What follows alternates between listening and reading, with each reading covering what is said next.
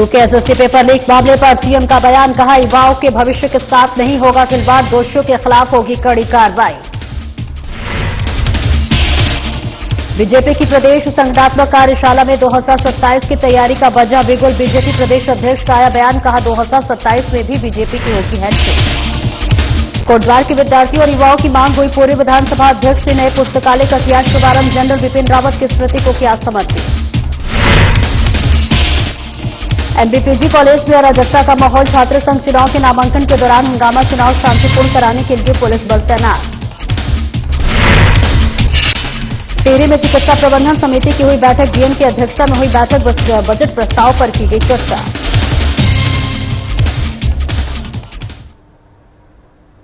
नमस्कार, स्वागत है आपका, मैं हूं आपके साथ सपना दीपक मद्देशा। बुलेटिन का आगाज करेंगे। यूकेएसएससी पेपर लीक मामले को लेकर मुख्यमंत्री पुष्कर सिंह धामी का बड़ा बयान सामने आया है, जहां किसी भी कीमत पर युवाओं के भविष्य के साथ नहीं होगा खिलवाड़, दोषियों के खिलाफ होगी कड़ी कार्रवाई। सरकार की जीरो टॉलरेंस की नीति, जब पेपर लीक के मामले सामने आए तब दोषियों पर की कठोर कार्रवाई। पेपर लीक मामले के मास्टरमाइंड खालिद को कल ही कर लिया गया था गिरफ्तार, मामले में जांच जारी, जांच के बाद छात्रों के हित में वे सभी निर्णय लिए जाएंगे जो जरूरी होंगे। राज्य में नकल माफियाओं पर अंकुश लगाने के लिए देश का सबसे नकल विरोधी कानून लागू, 100 से अधिक नकल माफिया सलाखों के पीछे, 25,000 से अधिक युवाओं को दी सरकारी नौकरियां, युवाओं को सरकारी नौकरियों में मिल रहे अवसर, कुछ लोगों को नहीं आ रहा रास। युवाओं के भविष्य को अंधकार में धकेलने के लिए संगठित होकर पेपर लीक कराने के रचे जा रहे हैं षड्यंत्र। कोचिंग माफिया और नकल माफिया एक होकर नकल छेड़ने और अराजकता फैलाने का कर रहे हैं प्रयास। नकल माफियाओं और पेपर माफियाओं को जब तक मिट्टी में नहीं मिला देते तब तक नहीं बैठेंगे चैन से।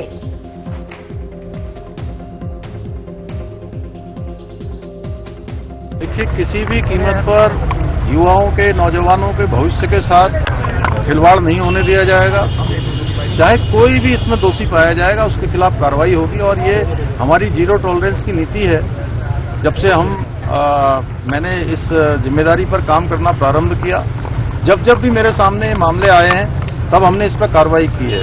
100 से ज्यादा नकल माफिया पहले ही जेल के सलाखों के पीछे जा चुके हैं, अभी इस पर कार्रवाई चल रही है। एक आरोपी इसमें पकड़ा गया है और उसकी पूरी जांच हो रही है, सारी एजेंसियां जांच कर रही है। जांच के बाद छात्रों वो सभी निर्णय लिए जाएंगे जो जरूरी होंगे। और आगे बढ़ेंगे। विधानसभा अध्यक्ष ऋतु खंडूरी भूषण ने कोटद्वार विधानसभा क्षेत्र में विद्यार्थियों और युवाओं की लंबे समय से चली आ रही मांग को पूरा करते हुए एक नए पुस्तकालय का शुभारंभ किया।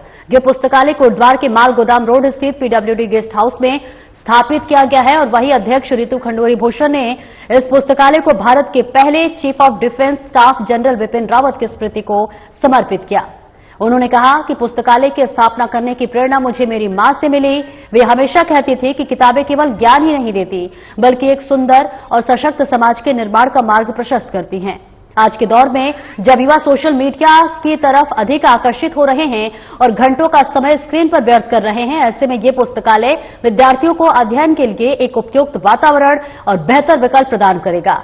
इस पुस्तकालय में पारंपरिक किताबों के साथ साथ ई लाइब्रेरी की भी व्यवस्था होगी, जिससे कोटद्वार क्षेत्र के विद्यार्थी और युवा निःशुल्क लाभ उठा सकेंगे। इसके साथ ही पुस्तकालय के संचालन और प्रबंधन के लिए एक समिति का गठन किया जाएगा और ये पुस्तकालय आने वाली पीढ़ियों को शिक्षा, प्रेरणा और अनुशासन का केंद्र बनेगा।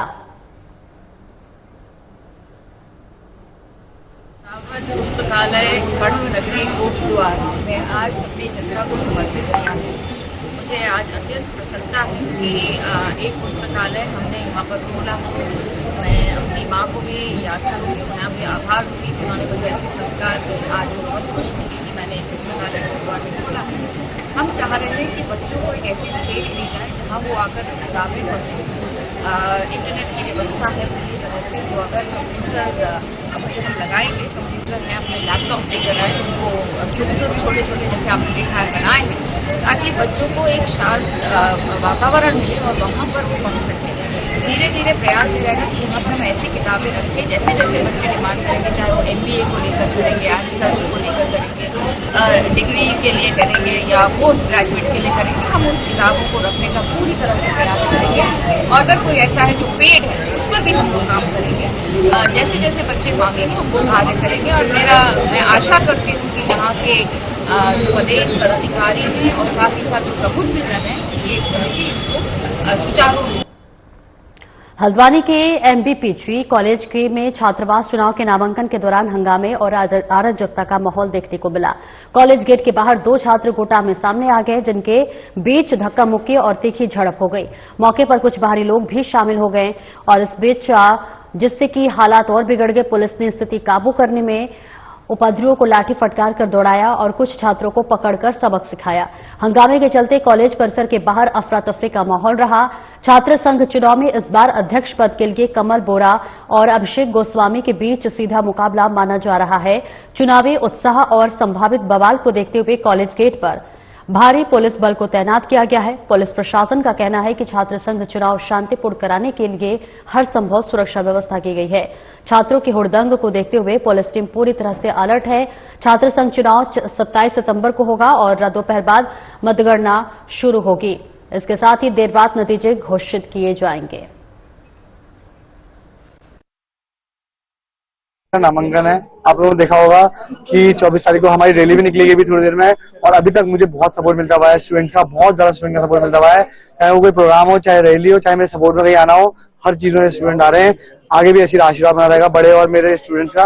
बहुत बहुत धन्यवाद आप लोगों का। मुद्दे जो है वो हमें क्लास वाले बताते हैं कि बहुत सारी दिक्कतें हैं कॉलेज में। हमने बीच में मैनिफेस्टो भी चलाया था, हमारा मैनिफेस्टो बॉक्स भी चलाया था, जिसमें बच्चों ने हमें सुझाव दिए हैं, तो हमने उसमें से बहुत सारी चीजें निकाली है। अपना हमारी रैली के बाद आज हमारा मैनिफेस्टो जारी हो जाएगा, जो हमारे मुद्दे हैं सब उसमें जारी कर दिए जाएंगे। आज जो हमारा नामांकन हो रहा है, जो बहुत शांतिपूर्वक और कॉलेज स्टाफ का बहुत साथ मिल रहा है हमें, जिसके बाद हम 27 तारीख को हमारे जो छात्र संघ के चुनाव है, इसके बाद मैं ये मानता हूँ कि हमारी जो छात्र शक्ति है और हमारे कॉलेज के भाई बहन है, मेरा एक परिवार है कॉलेज का, वो प्रचंड बहुमत से मुझे जिता के 27 तारीख को बाहर भेजेंगे और उसके बाद हम कॉलेज के अंदर निरंतर काम करते रहेंगे। और ये मानता हूँ कि 27 तारीख को मेरी ही नहीं और अखिल भारतीय विद्यार्थी परिषद की भी नहीं, पूरे कॉलेज महाविद्यालय के समस्त छात्र छात्राओं की जीत होने वाली है। और इसके बाद हम निरंतर, हमने पहले भी 5-6 साल से काम किया है और आगे भी निरंतर काम करते रहेंगे छात्र छात्राओं के। जो हमारे कॉलेज का जो एक बहुत समस्याएं हैं कॉलेज के अंदर, जैसे कि हमारे प्ले ग्राउंड में बहुत दिक्कतें हैं, हमारे बच्चों को खेलने कूदने के लिए बहुत जगह कम पड़ जाती है। और दूसरा हमारी जो क्लासरूम में बहुत दिक्कत होती है, क्लासरूम में जब बच्चा पढ़ने जाता है तो उसको शुद्ध वातावरण चाहिए होता है और गंदगी बहुत होती है क्लास में, वॉशरूम की व्यवस्थाएं बहुत खराब है। और दूसरा लाइब्रेरी जो हमारी एक बहुत छोटी सी कंजेस्टेड टाइप है, पार्किंग की बहुत बड़ी दिक्कत है, बहुत सालों से हम ये मांग उठाते आ रहे हैं। इसके बाद हम, अगर मैं छात्र संघ अध्यक्ष बनता हूँ तो इस सारी चीजों में काम करने का। देखिए, आज एमबीपीजी डिग्री कॉलेज में दोनों पक्षों ने अपना नामांकन करना है और दोनों प्रत्याशी अपने कैंडिडेट के साथ, अपने दल के साथ यहाँ पर नामांकन करने के लिए आएंगे। उसके लिए पर्याप्त संख्या में हमने पुलिस बल तैनात किया है।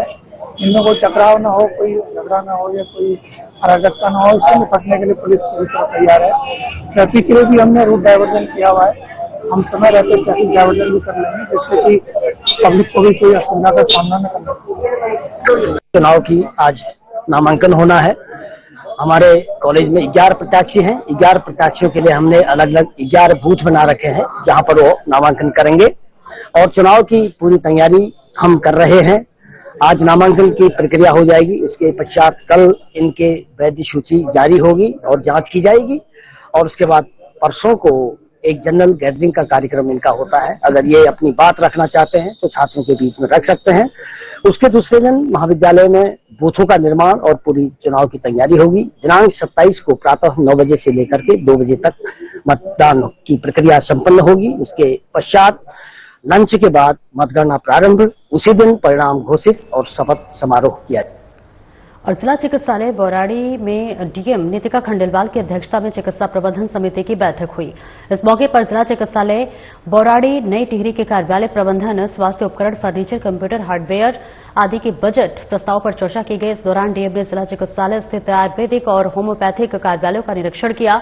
डीएम ने कहा कि रोगियों को बेहतर स्वास्थ्य सेवाएं मुहैया कराए जाने के लिए सभी स्वास्थ्य व्यवस्थाएं सुचारू हो। चिकित्सालय प्रबंधन को लेकर प्रस्तुत किए गए विभिन्न प्रस्ताव पर चर्चा करते हुए जिलाधिकारी ने नई स्वास्थ्य मशीनों के प्रस्ताव, खनिज न्यास में और कंप्यूटर हार्डवेयर को सीएसआर मद से प्रस्तावित करने के निर्देश दिए। डीएम ने आयुर्वेदिक इलाज के लिए सीएमओ को आयुर्वेदिक विभाग के साथ बैठक कर आयुर्वेद के कुछ बेसिक टेस्ट की सूची बनाकर प्रस्ताव उपलब्ध कराने को कहा। जिससे कि उच्च स्तर से उनकी अनुमति लेकर रोगियों को उनकी इच्छानुसार सहूलियत मिल सके।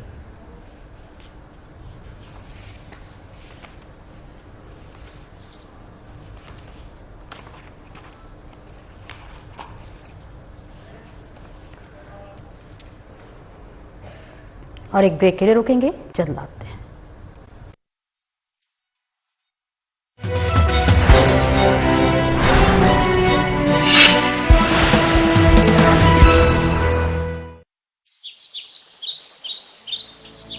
उत्तराखंड, जहां हर सुबह शुरू होती है योग से। राज्य को योग व वेलनेस की वैश्विक राजधानी बनाने के लिए उत्तराखंड कैबिनेट ने देश की पहली योग नीति 2025 को दे दी है मंजूरी। 2030 तक के लिए मंजूर योग नीति के तहत राज्य सरकार उत्तराखंड में 5 नए योग हब स्थापित करेगी, जिसमें जागेश्वर, मुक्तेश्वर, व्यास घाटी, टिहरी और पोलीढेक झील क्षेत्र को योग हब के तौर पर विकसित करने का लिया है निर्णय। पर्वतीय क्षेत्रों में योग और वेलनेस केंद्र में निवेश पर 50% सब्सिडी दी जाएगी, जबकि मैदानी क्षेत्रों में 25% तक मिलेगी सब्सिडी। राज्य में खोले जाने वाले योग व ध्यान केंद्रों का किया जाएगा पंजीकरण। राज्य के 300 से अधिक आयुष, हेल्थ एवं वेलनेस केंद्रों में शुरू किया जाएगा योग। राज्य में योग व प्राकृतिक चिकित्सा निदेशालय का किया जाएगा निर्माण। योग नीति के तहत राज्य में करीब 13,000 से अधिक रोजगार होंगे सृजित। इसके अलावा 2,500 से अधिक योग शिक्षकों के लिए योगा सर्टिफिकेशन बोर्ड से होंगे प्रमाणित। इससे 10,000 से अधिक योग अनुदेशकों को होम स्टे, होटल आदि में रोजगार मिलने के बढ़ गए हैं अवसर। मुख्यमंत्री पुष्कर सिंह धामी जी का हार्दिक अभिनंदन, जिन्होंने योग नीति लागू करके बेरोजगार योग प्रशिक्षकों को एक अवसर प्रदान किया है, जिससे कि योग और वेलनेस केंद्र खोलने पर सब्सिडी मिलेगी। सरकार की योग नीति से हम सभी को फायदा हो। मुख्यमंत्री पुष्कर सिंह धामी की दूरदृष्टि से वैश्विक संवाद का केंद्र बन रहा है उत्तराखंड। यहाँ योग सिर्फ अभ्यास नहीं, एक जीवन है। स्वच्छता ही सेवा है 2025 पखवाड़ा। स्वच्छता है तो स्वास्थ्य है, स्वास्थ्य है तो समृद्धि है। नगर निगम देहरादून की शहर वासियों से अपील, कृपया घर का गीला, सूखा व घरेलू संकटमय कूड़ा पृथक पृथक कर नगर निगम के कूड़ा वाहन में ही दे। सफाई से संबंधित किसी भी शिकायत के लिए आप नगर निगम के टोल फ्री नंबर 1800-1804-571 पर कॉल कर सकते हैं। सिंगल यूज प्लास्टिक का प्रयोग न करें। भवन निर्माण अपशिष्ट आदि को सड़कों और गलियों में न डालें। निवेदक सौरभ थपलियाल, महापौर नगर निगम देहरादून एवं नमामि बंसल IAS मुख्य नगर आयुक्त देहरादून। उत्तराखंड, जहां हर सुबह शुरू होती है योग से। राज्य को योग व वेलनेस की वैश्विक राजधानी बनाने के लिए उत्तराखंड कैबिनेट ने देश की पहली योग नीति 2025 को दे दी है मंजूरी। 2030 तक के लिए मंजूर योग नीति के तहत राज्य सरकार उत्तराखंड में 5 नए योग हब स्थापित करेगी, जिसमें जागेश्वर, मुक्तेश्वर, व्यास घाटी, टिहरी और पोलीढेक झील क्षेत्र को योग हब के तौर पर विकसित करने का लिया है निर्णय। पर्वतीय क्षेत्रों में योग और वेलनेस केंद्र में निवेश पर 50% सब्सिडी दी जाएगी, जबकि मैदानी क्षेत्रों में 25% तक मिलेगी सब्सिडी। राज्य में खोले जाने वाले योग व ध्यान केंद्रों का किया जाएगा पंजीकरण। राज्य के 300 से अधिक आयुष, हेल्थ एवं वेलनेस केंद्रों में शुरू किया जाएगा योग। राज्य में योग व प्राकृतिक चिकित्सा निदेशालय का किया जाएगा निर्माण। योग नीति के तहत राज्य में करीब 13,000 से अधिक रोजगार होंगे सृजित। इसके अलावा 2,500 से अधिक योग शिक्षकों के लिए योगा सर्टिफिकेशन बोर्ड से होंगे प्रमाणित। इससे 10,000 से अधिक योग अनुदेशकों को होम स्टे, होटल आदि में रोजगार मिलने के बढ़ गए हैं अवसर। मुख्यमंत्री पुष्कर सिंह धामी जी का हार्दिक अभिनंदन, जिन्होंने योग नीति लागू करके बेरोजगार योग प्रशिक्षकों को एक अवसर प्रदान किया है, जिससे कि योग और वेलनेस केंद्र खोलने पर सब्सिडी मिलेगी। सरकार की योग नीति से हम सभी को फायदा हो। मुख्यमंत्री पुष्कर सिंह धामी की दूरदृष्टि से वैश्विक संवाद का केंद्र बन रहा है उत्तराखंड। यहाँ योग सिर्फ अभ्यास नहीं, एक जीवन है।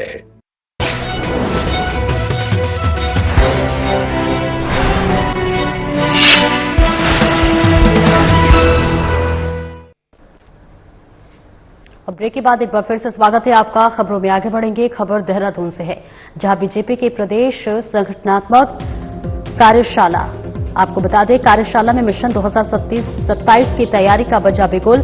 संगठन के विस्तार को लेकर बीजेपी प्रदेश अध्यक्ष महेंद्र भट्ट का आया बयान। यह संगठन की पहली कार्यशाला। बूथ स्तर तक होगा संगठन का विस्तार। पोलिंग बूथ की विजय का मुख्य केंद्र। बूथ स्तर पर समन्वय और प्रबंधन को मजबूत करना कार्यशाला का प्रमुख एजेंडा। प्रदेश अध्यक्ष ने बीजेपी कार्यकर्ता से किया आह्वान, केंद्र और प्रदेश की योजनाओं को पहुंचाए घर घर। 2027 में भी बीजेपी की होगी हैट्रिक, भट्ट ने कहा।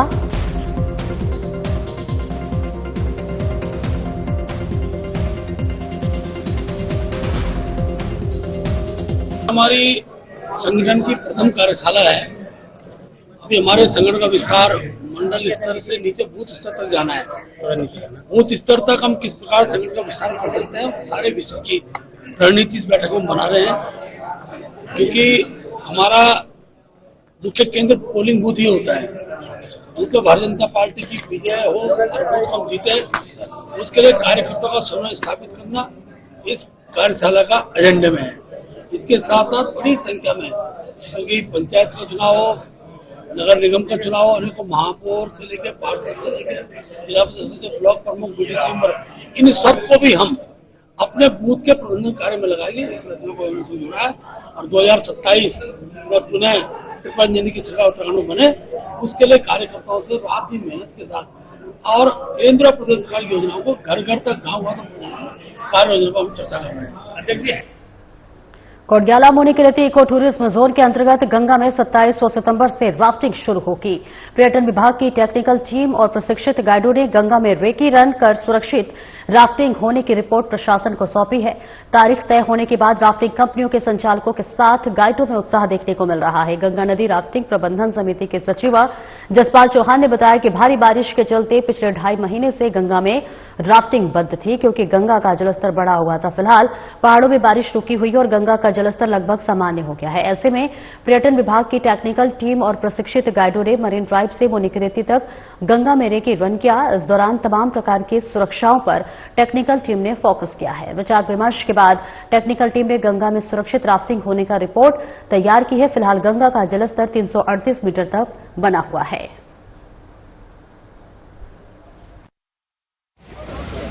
इसमें जैसा कि हमारी टेक्निकल कमेटी और जीएनआर कमेटी ने डिसाइड किया था, आज 24 तारीख को हमारे द्वारा जो है टेक्निकल रेकी रन किया गया मरीन ड्राइव से खारा स्रोत के मध्य, जिसमें कि 10 कयाकर और करीब से 35 के आसपास जो है रिवर राफ्टिंग गाइड उसमें सम्मिलित थे।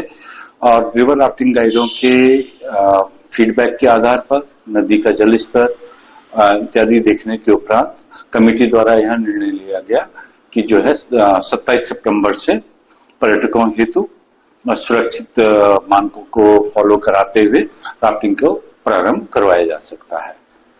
कुछ चीजें हैं जो कमेटी के द्वारा ऑलरेडी डिसाइडेड की गई हैं। एक तो इक्विपमेंट के ऊपर जो है किसी भी तरीके का क्षतिग्रस्त इक्विपमेंट जो है प्रयोग में नहीं लाया जाएगा।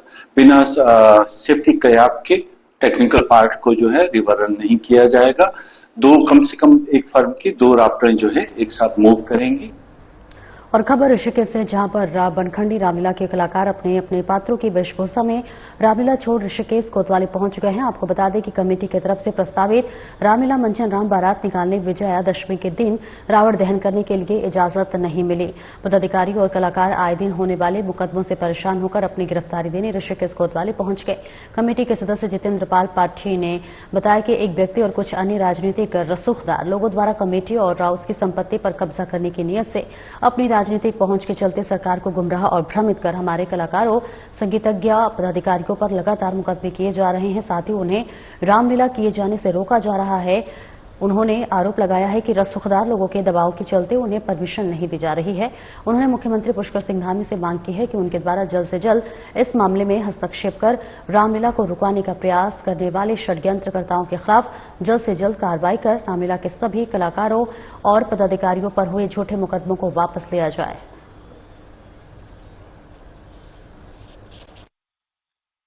आज बड़े दुर्भाग्य से मेरे को ये कहना पड़ रहा है, मैं रावण के पात्र में कोतवाली में खड़ा हूँ। किस चीज के लिए? सिर्फ एक चीज के लिए कि हमें रावण दहन करना है। आज मैं खुद रावण दहन के लिए एक अपील करने आया हूँ कि मेरे को दहन करना है, इसे रावण को। ऋषिकेश में इतना दुर्भाग्य हो चुका है कि मेरे साथ मेरे पात्र भी हैं, राम, लक्ष्मण, सीता, भरत। इतनी रोक टोक करी जा रही है। मैं माननीय मुख्यमंत्री से कहना चाहता हूँ कि मेरे को उन पर पूरा विश्वास है, जो वो हमें अपनी बात रखने का मौका दिया जाए। के दरबारी हैं, कुछ लोग हैं, मुख्यमंत्री से ये कहना चाहता हूं कि हमें एक बार अपने आप मिलना चाहिए।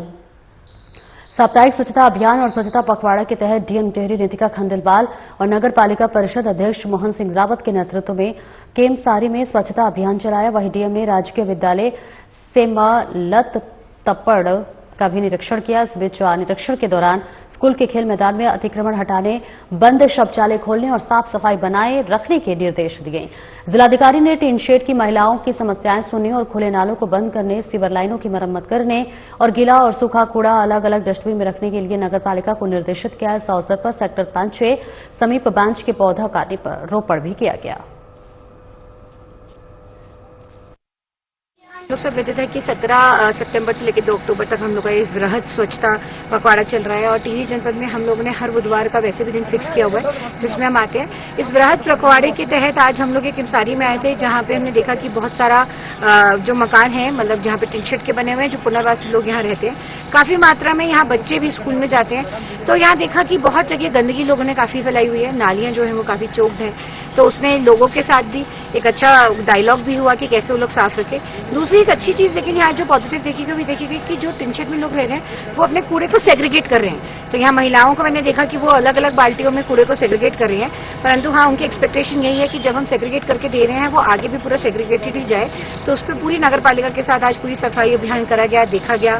स्कूल भी यहाँ पे पास में विजिट किया गया। यहाँ स्कूल में भी जो शौचालय थे वो स्वच्छ नहीं पाए गए, तो उस पर भी कार्रवाई होगी और उस पर भी आगे पूरा। और अगली खबर की रुख करेंगे। अगली खबर देहरादून से है, जहां यूके एसएससी पेपर पर सरकार का बड़ा निर्णय इस वक्त सामने आया है। मुख्य सचिव आनंद वर्धन ने जानकारी दी है। एडिशनल एसपी जया बलोनी की अध्यक्षता में हुआ एसआईटी का गठन। माननीय उच्च न्यायालय के सेवानिवृत्त न्यायाधीश पूरी जांच की करेंगे, जहां पर 1 महीने में कमेटी सरकार को सौंपेगी अपनी रिपोर्ट। तब तक रहेगा परिणाम स्थगित। कोई भी व्यक्ति इस बारे में समिति को दे सकता है जानकारी। माननीय न्यायाधीश सभी जिलों का करेंगे भ्रमण। दोषियों के खिलाफ की जाएगी सख्त कार्रवाई। आनंद वर्धन ने कहा, ऐसी घटनाओं की पुनरावृत्ति रोकने के लिए उठाए हैं जरूरी कदम। सरकार पारदर्शिता, निष्पक्षता और सुशासन के प्रति पूरी तरह से प्रतिबद्ध। छात्रों और अभ्यर्थी का हित राज्य सरकार के लिए सर्वोपरि।